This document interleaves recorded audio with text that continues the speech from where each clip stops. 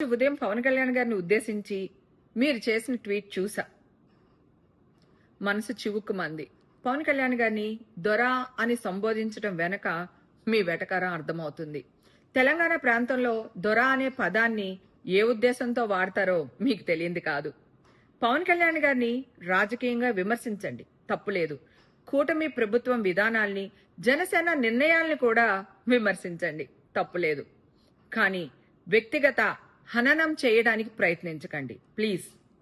పవన్ కళ్యాణ్ గారి ఎత్వత్వం ఏంటో మీకు తెలుసో లేదో కానీ కోట్లాది మంది ప్రజలకి తెలుసు. మీరు చదవరి కదా. గతంలో ఈ తరహా విమర్శలు చేసిన వాళ్ళు ఏమైపోయారో చరిత్రలో చదవండి, మీకే అర్థమవుతుంది. ప్రకాష్ రాజ్ గారు, మీతో నేను చాలా సినిమాలు భారీగా యాక్ట్ చేశాను. మీరు ఈరోజు షూటింగ్ వస్తానని డేట్ ఇస్తారు. మేమందరం పొద్దున్నే మేకప్ వేసుకుని రెడీ అయిపోయి కూర్చుంటాం. ఇంకా వస్తారు 10 నిమిషాలు వస్తారు, గంటలో వస్తారు, లంచ్ తర్వాత వస్తారు, ఇట్లా అంటారు. మీకు యాక్ట్ చేసే మూడ్ లేక నేను వేరే కంట్రీ వెళ్ళిపోయినా అంటారు. కనీసం వేరే కంట్రీ వెళ్లే ముందు ఎవరికి ఫోన్ చేసి చెప్పడం గానీ, ప్రొడ్యూసర్ గానీ, డైరెక్టర్ గానీ చేయరు. నేను కూడా చాలాసార్లు అడిగాను, సార్ మీ వల్ల మేము సఫర్ అవుతున్నాము, మీరు ఎందుకు ఇలా చేస్తున్నారంటే నాకు మూడ్ లేదురా యాక్ట్ చేయడానికి, అందుకే నేను ఆ కంట్రీ వెళ్ళిపోయాను, ఈ ప్రాంతం వెళ్ళిపోయానని చెప్తారు. మరి మీరు నాకు ఒకటి చెప్పండి, రాజకీయాల్లోకి మీరు సింగిల్గా వస్తారా, గుంపులతో వస్తారా, మీకు రాజకీయాలు చేసి ప్రజాసేవ చేసే మూడ్లో ఉన్నారా లేదా, దయచేసి ఒక్కసారి చెప్పండి సార్. మనసు చివుక్కుమంది. పవన్ కళ్యాణ్ గారిని దొర అని సంబోధించడం వెనక మీ వెటకారం అర్థమవుతుంది.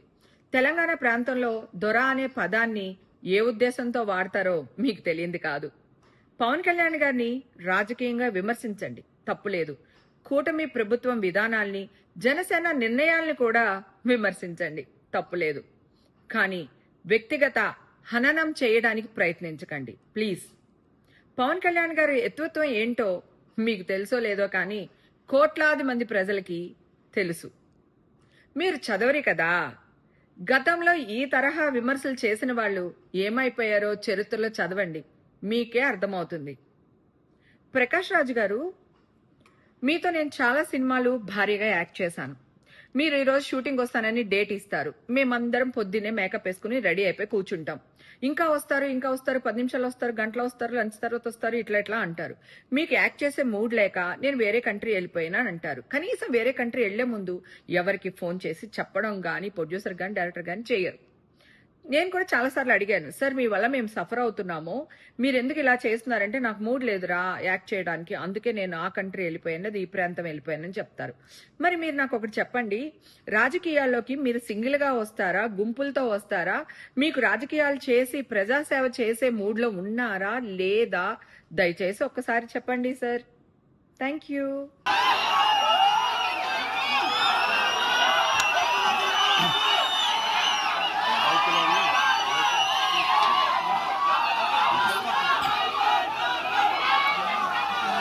తెలంగాణ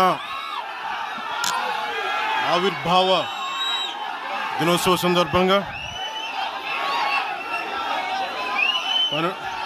12 సంవత్సరాలు పూర్తి చేసుకొని 13వ సంవత్సరంలో అడుగు పెడుతున్న మన తెలంగాణకి హార్దిక శుభాకాంక్షలు. 1,00,000 మంది పైగా జనసేన నాయకులు, సైనికులు ఉన్న తెలంగాణలో ఈరోజు క్యాడర్ తరపున, నాయకుల తరపున, వీర మహిళల తరపున, జన సైనికుల తరపున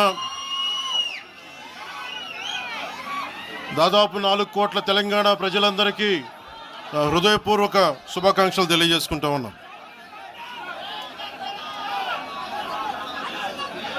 ప్రతిసారి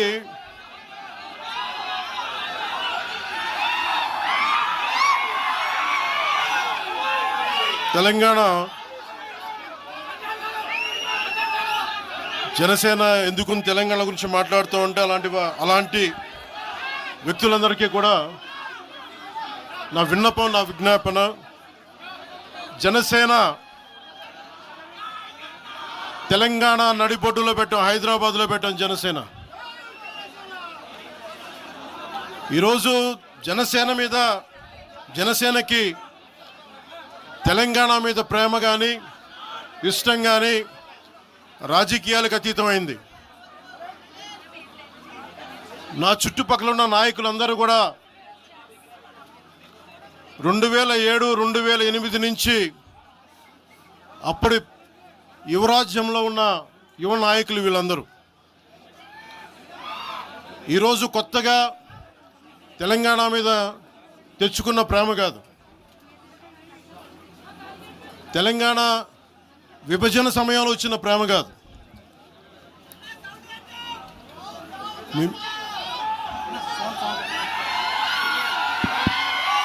ఇప్పుడు వినిపిస్తుందా? మీరు కొంచెం కామ్గా వినిపిస్తుంది. ఈరోజు కొత్తగా వచ్చిన ప్రేమ కాదు అది.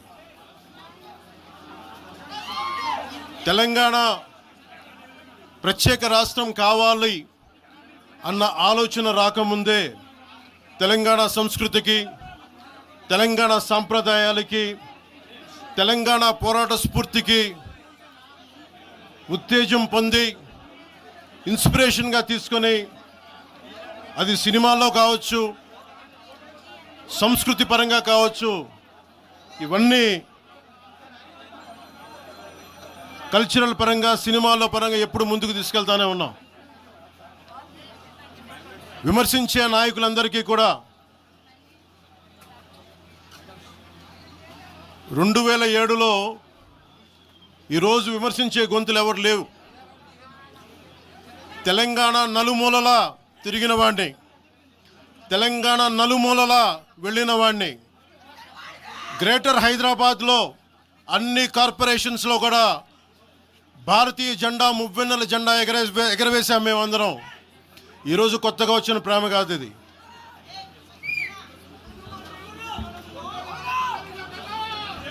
నేను ఏ రోజు కూడా తెలంగాణ బాగుండాలి, మీరు ఒకప్పుడు ఆదిలాబాద్ జిల్లాల్లో నక్సల్ ప్రభావిత ప్రాంతాల్లో ఇప్పుడు విమర్శించే నాయకులు మీరెవరు తిరగల, మీ సౌకర్యాల నుంచి మీరు ఎప్పుడు బయటపడలా. ఆదిలాబాద్ తాండాల్లో, గోండు తాండాల్లో వెళ్ళి తిరిగిన వాళ్ళం, నిలబడ్డ వాళ్ళం. అవసరమైతే గెలుస్తామో లేదో తెలియని పరిస్థితుల్లో కూడా ప్రజలకి దాహం తీర్చడానికి బోర్లేయించి ఆ రోజు ఓట్లు పడతాయనో, తెలంగాణ కూర్చోబెడితే తెలంగాణలో జనసేన పార్టీ ఉంటుందనో కాదు, మాకు ఇష్టం, నా ప్రేమ నా తెలంగాణ మీద.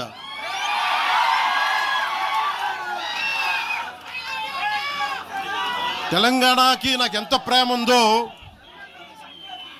తెలంగాణకి నాకెంత ప్రేమ ఉందో నేను ప్రూవ్ చేసుకోవాల్సిన అవసరం విమర్శించే నాయకులకు లేదు.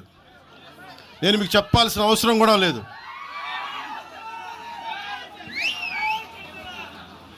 తెలంగాణ విభజనకి జనసేన వ్యతిరేకం అని మాట్లాడుతూ ఉన్నారు. నేను మళ్ళీ చెప్తా ఉన్నా, విభజించిన తీరుకు మేము వ్యతిరేకం. తెలంగాణ కోసం సామాజిక తెలంగాణ కానీ అన్ని కులాలు బాగుండాలి అని చెప్పి మరీ వచ్చాం. పార్లమెంటు తలుపులు మూసి తెలంగాణని ఆంధ్రాని విభజించిన తీరు మీద తప్పుని చెప్పాను తప్ప తెలంగాణ సంస్కృతి మీద కానీ తెలంగాణ రాష్ట్ర ఏర్పాటు కానీ ఎప్పుడూ జనసేన వ్యతిరేకం కాదు. ఇది తెలంగాణ ప్రజలకి చాలా స్పష్టంగా తెలియజేస్తా ఉన్నా. నాకు నిలబడింది కష్టాల్లో ఉన్నప్పుడు ఒక్క నిమిషం సార్, ఒక్క నిమిషం మాట్లాడేవాడిని సార్. తెలంగాణ ఆంధ్రప్రదేశ్లో నన్ను తిరగనివ్వమని మాట్లాడుతూ ఉంటే నాకు వారాహి అనుమతినిచ్చింది తెలంగాణ ప్రజానికి, నాకు అనుమతి ఇచ్చారు. నాకు అలాగే నాకు గత వైసీపీ ప్రభుత్వం మిమ్మల్ని ఆంధ్రాలోకి అడుగు పెట్టనివ్వు అంటే కోదాడ, నల్గొండ అన్ని ప్రాంతాల నుంచి వచ్చి నాతో పాటు అండగా వచ్చారు నా తెలంగాణ అన్నదమ్ములు, జన సైనికులు. నేను చాలాసార్లు మా నాయకులందరినీ అడగండి. మనం పార్టీని ఇక్కడ బలపెడదాం అంటే నేను ఒకటే చెప్పా, తెలంగాణ వచ్చిన ఈ సందర్భంలో మనం కూర్చోబెట్టి మాట్లాడితే ముందు అది వేరేగా వెళ్తుంది. తిరగండి, జనసేన ఆశయాలను తీసుకెళ్ళండి, ఆ రోజు సంగతి చూద్దాం. ప్రజలు కోరుకున్న మీద చూద్దాం తప్ప నాకేమి ఇక్కడ కూర్చొని ఆంధ్రప్రదేశ్లోనే అధికారం కోరుకునేవాడిని, తెలంగాణలో నేనే అధికారం కోరుకుంటాను, ఒక మార్పు తప్ప.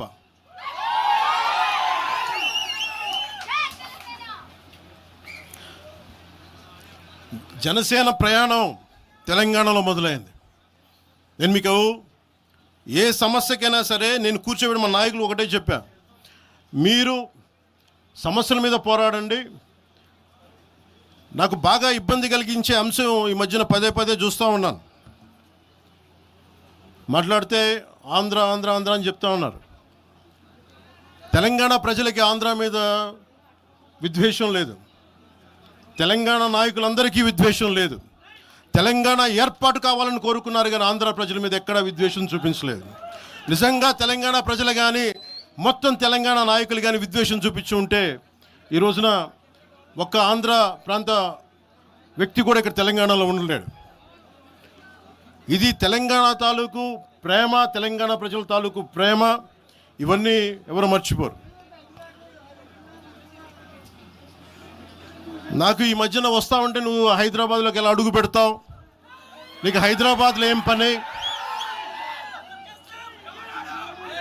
ఇది నేను ప్రత్యేకించి చెప్తా ఉన్నా. మీరెవరైనా నన్ను బెదిరించే వాళ్ళ మీ అయ్యే జాగీరా తెలంగాణ?